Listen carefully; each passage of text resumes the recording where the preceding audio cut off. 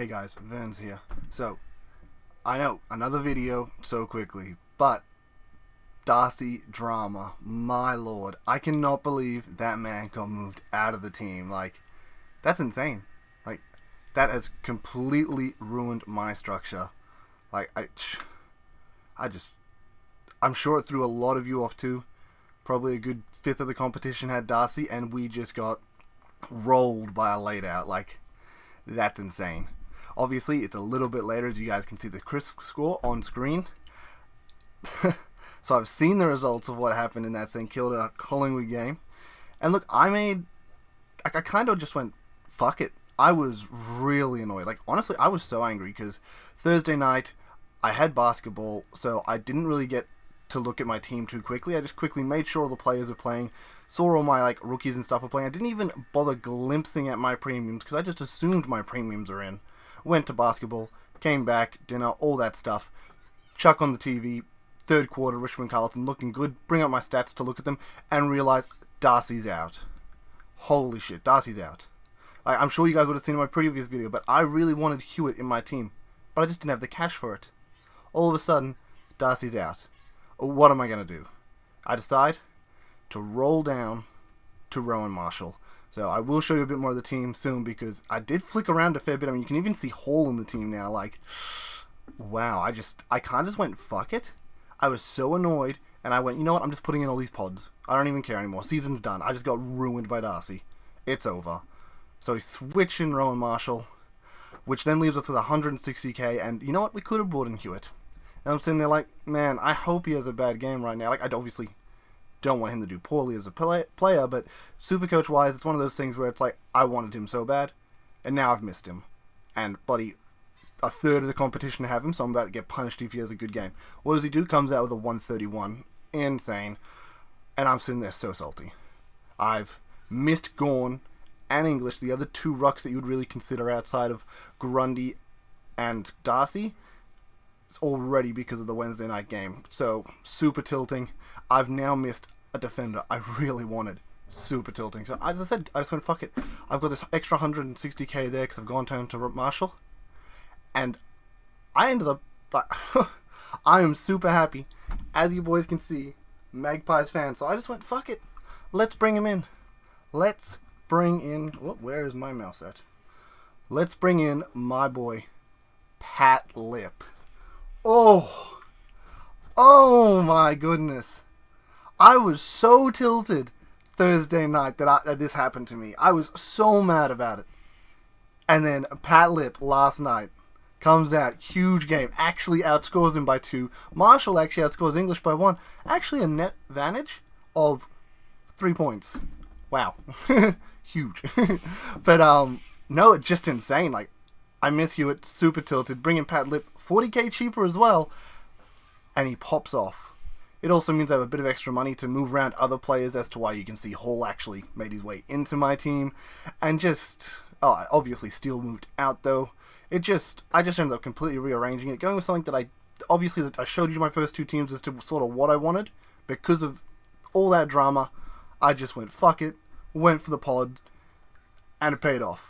Paid off in spades. Obviously, still plenty of the season left, but excuse me, guys. But Pat Lib looks so good. Like, we've all seen it before. Collingwood midfielders, like the top tier midfielders. Taylor Adams, when he was at the top of his game, Pendlebury was at the top of the game. Even back to Dane Swan, like, we have really good, high performing Supercoach players when we have when we actually have a good midfielder. Pat Lip is that next midfielder. Like, he looked so good, and he looked so good for Supercoach. Doing all the little things, getting involved, part of every disposal, just around the ground 24/7. You couldn't see the bomb get bombed forward, and the first one getting to that contest, who was already in that mid-contest before the bombs happened, Pat Lip. He was there everywhere. He looked amazing. So, yeah, huge. Yeah, I just wanted to go over that with everyone because I was personally really tilted. Forward line hasn't really changed. We brought in Brody as well because we had the extra cash. Durden, as I told you, I really wanted him in my team because I just loved the way he played in that Amy Series game, and he came in big for me. McGovern will take that. Big miss here. Hayes, though, obviously. Hayes went mental last night.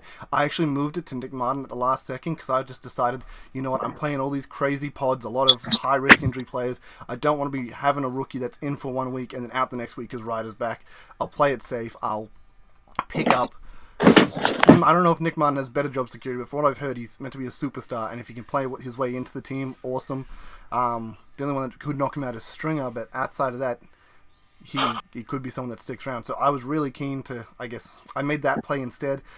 Kind of a bite on the butt there, but it's okay. If Hayes goes off next week and Dixon ends up being a dud, it'll just be a rookie correction there, assuming Hayes maintains his spot. But if he's playing that well, I wouldn't see why not.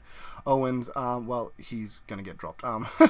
Like, oh my gosh, I didn't even realize he was in the game. Like, is he the emergency sub, or is he injured? Like, where is this man? Like, he wasn't anywhere near the footy. I don't know if he actually knows how to play football, but he wasn't on that field.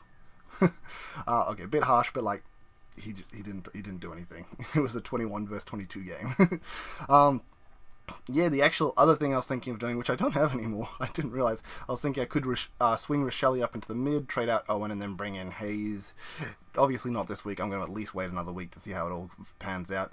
But I ended up moving on Rochelle for Brody. Brody got named in the mid. Yes, 5-star on the team, but they did put Swiskowski. I think that's how you say it. I tried my best. I'm so sorry. They did put him as a follower, so I think Fife will actually knock him out of their midfield rotation, and Brody will actually maintain that. So I think Brody could actually have a lot better job security than we think. Like, Freo really do love him there, and he can score in that role, so I'm keen for that. Sherry, I know he wasn't named number 1 ruck, but I think he'll still take, even if he takes 30 to 40% of the ruck time off Goldie, which, look, that's a fair bit. I don't know if he'll take that much. But rucks score a lot, even in short periods. So I think he will be still a good pick regardless. And as the year goes on, he'll probably get more and more rotation into that ruck, and he'll just end up being, I think, a really solid pick. So I decided to go with that. I have the antipod of not having Rochelle, antipod of not having Horn Francis. You all know from my last video, I really didn't want him. He's actually the one I upgraded to Pat Lip. 160k. I ended up having Horn Francis in my team because I moved Steele to Hall, and I went, I don't want Horn Francis. I hate having him here. You know what? I have 160k. I did have Pat Lip before he did his ankle and didn't play that Amy Series game, really, so I moved him on out, and I just went, fuck it. As a Pies man myself, I love having Pies players because it makes watching them so much more enjoyable because I can sit there and be like, let's fucking go, Pat Lip. Chris, please do something, but that's okay. 40% of the competition have him, so it's not a problem, and we picked Chris for the durability. He's going to play every game. Yeah, you know what, you have a bad game here and there. That happens to players. He'll still average well, he'll still play every game, and just no need to stress there, honestly. Don't worry about it, one off. Yeah, but that's just something I wanted to update you all with. Yeah, huge moves. Pat Lip, I think 3% owned, if not less. Rowan, I think 9%, so we got 2 big pods in. We're running with the 2% Hall, I think 4% Dawson. Yeah, we're playing with some cheeky pods in our midfield and backline now, so I think that could be big because a lot of the teams I've seen have looked very similar so far. Yeah, I guess final note, how good did Doherty look? Sorry, I just wanted to bring that up, like, wow. But yeah, awesome. I hope you all enjoyed this. I'll keep in touch with you. Look, next video will probably actually be the Monday night team review. I don't plan on doing videos this frequently, just shit went fucking hectic to start this week off. So yeah, thanks for tuning in, everyone. Peace, later, love y'all.